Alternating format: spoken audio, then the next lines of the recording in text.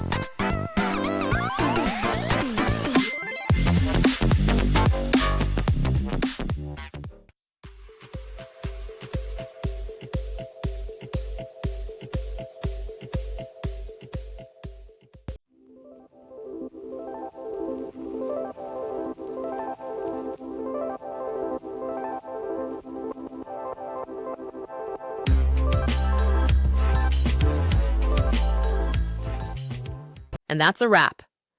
I hope you found the answer you were looking for. If you did, take a second to hit that subscribe button. It really helps out. And let me know in the comments which solution worked best for you. See you next time in the debug zone.